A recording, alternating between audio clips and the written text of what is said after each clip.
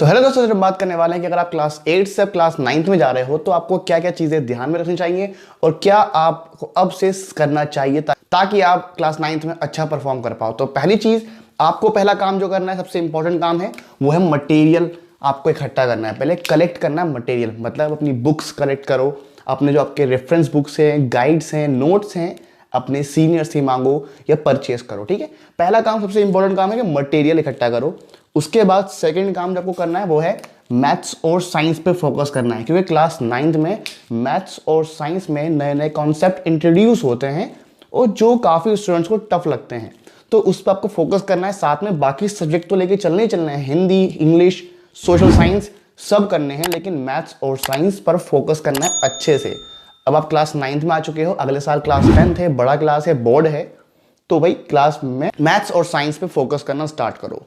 उसके साथ साथ नोट्स की प्रैक्टिस करो, टेक नोट्स बनाना स्टार्ट करो, क्योंकि नोट्स बनाने की प्रैक्टिस अभी से होगी तो आगे काफ़ी बेनिफिट मिलेगा। क्लास 9 में, क्लास 10th में आओगे तो काफ़ी बेनिफिट मिलेगा। 11th 12th में जब प्रिपेयर करोगे, किसी करोगे नीट या जेई के लिए, तो नोट्स काफ़ी काम में आते हैं। तो खुद बनाने की प्रैक्टिस करो, सीखो नोट्स बनाना। ओके, उसके बाद रिविजन प्रैक्टिस, जो भी पढ़ रहे हो उसकी रिवीजन करने की आदत डालो, काफ़ी काम आएगा आपके। ठीक है, अगर कोई भी एक चीज़ आपने एक बार पढ़ी है उसको बार बार पढ़ो, तभी आपको अच्छे मार्क्स मिलते हैं।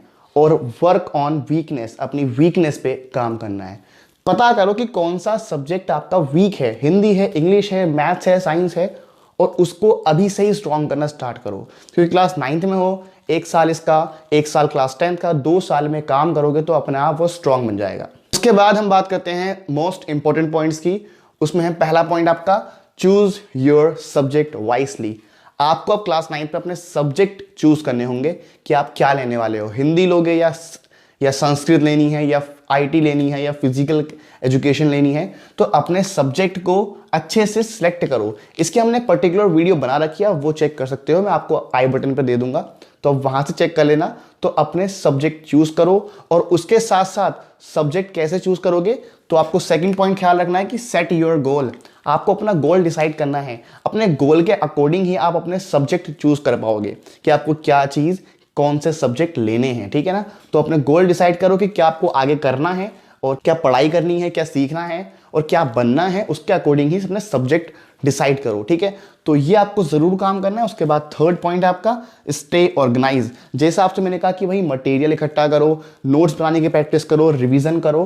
तो ये कैसे होगा, जब आपके पास बुक्स होंगी, बुक्स चाहिए, नोट्स चाहिए, उसके साथ साथ आपकी अलग स्टेशनरीज भी होनी चाहिए, तो उसको ऑर्गेनाइज रखना है, एक जगह पर रखे हों, आप पढ़ते हो वहां पर सब जगह वो चीजें मौजूद हों, और एक पढ़ने की जगह फिक्स भी कर लो। ठीक है, ऑर्गेनाइज रहना है, और टाइम पे स्कूल जाओ, स्कूल में अच्छे से स्टडी करनी है, ऑर्गेनाइज रहना है हर टाइम। ठीक है ना, उसके बाद है आपका fourth point, good study habits.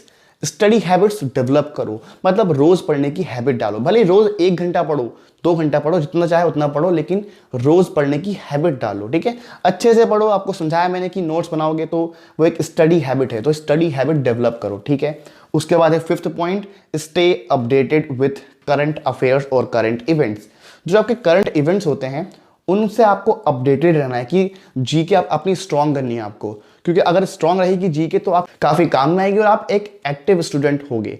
तो एक्टिव स्टूडेंट जब आप होगे तो आप पढ़ाई में एक्टिव रहोगे, और उसके साथ साथ आपके जो स्कूल में क्विज होंगे आपको उसमें भी काफी हेल्प मिलेगी। ठीक है, तो करंट अफेयर के साथ साथ आपको एक्टिव रहना है। यह आपको आगे काफी काम में आएगी, जब आप 12th के बाद या ग्रेजुएशन के बाद आपको कोई भी एग्जाम देना होगा तो काफी काम में आएगी। ठीक है, और साथ में इसको भी फोकस करना है। मैथ्स और साइंस तो हम कर रहे हैं, बाकी आपके ऊपर है कि आप कौन सा स्ट्रीम चूज करते हैं आफ्टर 10th।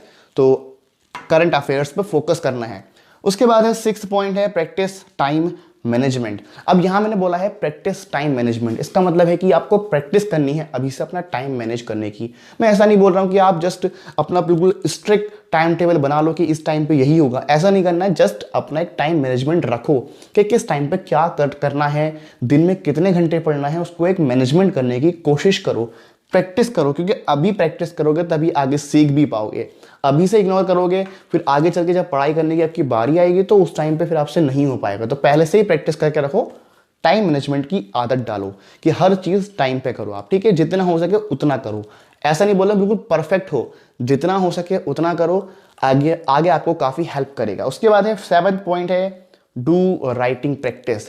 आपको लिखने की प्रैक्टिस करनी है। जैसे आपसे मैंने कहा नोट्स बनाने हैं, तो नोट्स बनाओगे तो अपने आप लिखने की प्रैक्टिस करोगे, आपकी राइटिंग स्किल्स डेवलप होंगी, और जब राइटिंग स्किल्स डेवलप होंगी तो आपको एग्जाम में काफ़ी हेल्प होगी, क्योंकि एग्जाम में मार्क्स अच्छे वो नहीं लाता जो अच्छे से पढ़ता है, मार्क्स अच्छे वो लाता है जो उस पढ़ी हुई चीज़ को अच्छे से रिप्रेजेंट कर पाता है। तो प्रेजेंट कैसे करोगे? जब राइटिंग स्किल्स अच्छी होंगी। तो अभी से ही काम करो। आपके पास क्लास 9th है, 1 साल इसका, उसके बाद क्लास 10th 1 साल उसका, 2 साल में आपको राइटिंग प्रैक्टिस करनी है। क्लास 9th में भी अच्छे मार्क्स आएंगे और क्लास 10th में भी आपके अच्छे मार्क्स आएंगे।